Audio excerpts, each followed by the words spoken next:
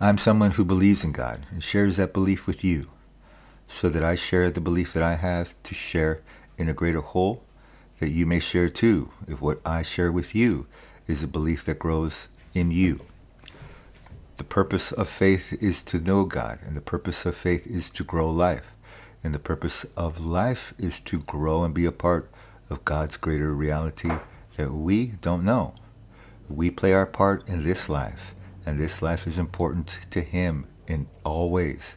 We're the ones who share life, and we're the ones who can help others know their life can be something worth living when they are not even in the best of places.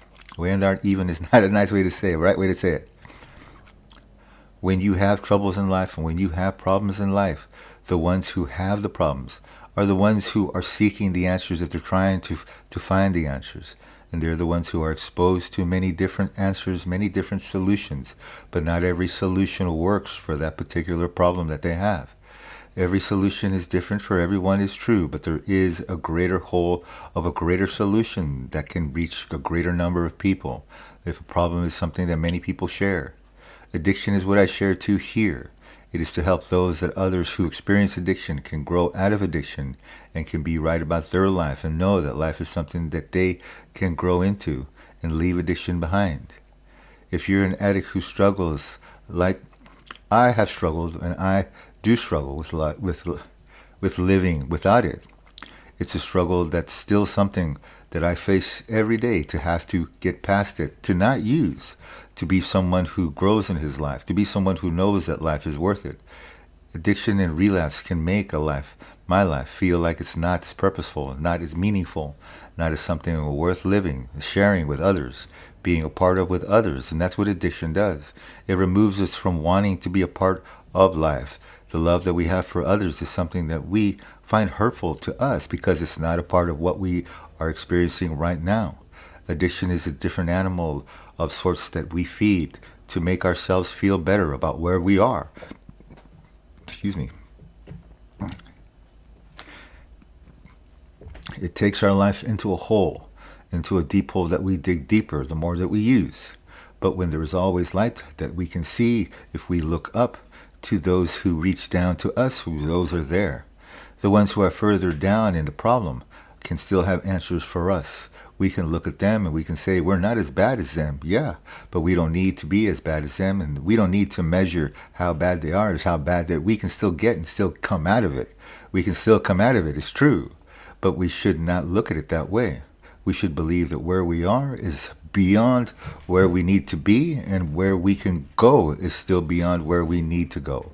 We're the ones who need to believe that our life is worth fighting for, and our life is worth fighting for. In the little moments that life can be difficult for an addict with relapse and triggers, or what he experiences, she too. You can feel like you're going to use, and you can get past it simply by knowing that the good that you do and the answers of good are the answers that get more good, the more good choices that you make. Good choices is a simple phrase and a simple way to look at life, but good is very powerful in the way that you can choose. If you choose not to use, if you choose to take a shower, if you choose to eat a meal, if you choose to drink water, you are doing something good for you that feeds life. And that's something that you need to be aware of. You need to be aware that it's right to drink water. We punish ourselves in a way because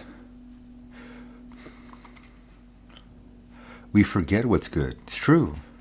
An addict who's dehydrated using meth or using any other drug because they don't drink, they don't remember to drink. That not remembering to drink is the evil of what drugs is. It takes away life. It takes away the choices of life.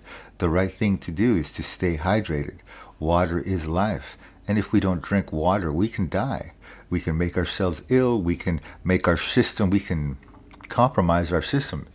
Where we take a shot of or smoke up, where we are weak in water, we are weak in food, we are weak, our system is weak. We can have a heart attack, we can have a stroke. The percentages go up the less nourished we are. So if you want to be someone who has a good high, eat. It's not wrong to say that. What's wrong to say is to not say that. if that's something that can be said. You got to eat. It's a doorway to a greater answer, which is, well, you eat and then you drink. You're making a good choice. You're making it because you want to get high. You want to feel the high better. In the moment, so what? You're still feeding life, is what you're doing. That's a right choice. You can make that right choice. And the way that life works, the way that God works, you make that right choice. God sees, and you see that when you look at it right, you want to live. We want to live. Drink that water, eat that food, get that better high, whatever. But if you get that better high, you get back to the place where you need to eat or drink again. Eat and drink again. What can happen when you eat and drink is your system is not as compromised, it's true. But you can also still die, even if you eat or drink, if you just go too far. If you don't stop using, if you don't give your body a break, if you don't go to sleep, if you don't do the things, the basic things that help you to heal, that help you, your system to rebalance itself, it's true. You can still die from the rigor of the hardship that drugs take you through. If you want to be free of drugs, make good choices. It's a simple thing to do. Simple things to say. Difficult at times when you're faced with it. It's not so simple because it doesn't seem like it's a choice. How can I choose to drink or eat if I can't remember? Think about it now. If you're thinking about it now, if you're hearing about it now, and that's a problem you have right now, think about it a little more. It's already there. You've already heard it. It'll be there for when it comes up again. Maybe you'll hear the voice of this guy who's telling you, eat or drink for the better high. How that makes sense. I'll eat and drink. But you're also living your life a little better. Now, this is a small answer for a bigger problem, for a small part. It's true. But it is still a life-giving answer to something that cannot get you to where you need to go, which is to stop using, to go to detox, to go to rehab. Those are the bigger answers to help you to grow in your life, to go into life. You cannot get to where you need to go if you're an addict who thinks that rehab is not the answer, and rehab is something that you won't consider because it's an important solution that works for people. And the working for people is something that God says, if there's an answer out there, try it. If the answer isn't for you, you've tried it, it didn't work, try again another time, because the next time it can work. You don't know where you are in your state of mind and the way that you are. And your spirituality is true. You exist a spiritual existence no matter what. How much we love life or how much we experience life and living life. In the moments an addict is in the worst of situations, in the worst of what it exists, there's always light somewhere that helps them to know that life is worth living. A kind word, a kind gesture, the help from someone that they didn't expect, or they see someone, a friend, go off into rehab, go off into detox, go and get help in some way. People can get free of addiction without rehab. People can get free of addiction without help is not untrue.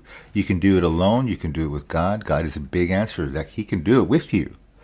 But God will tell you too, go to rehab. That's part of the answer that He will give you too. Rehab is a real solution. Rehab works when you work it. It's true.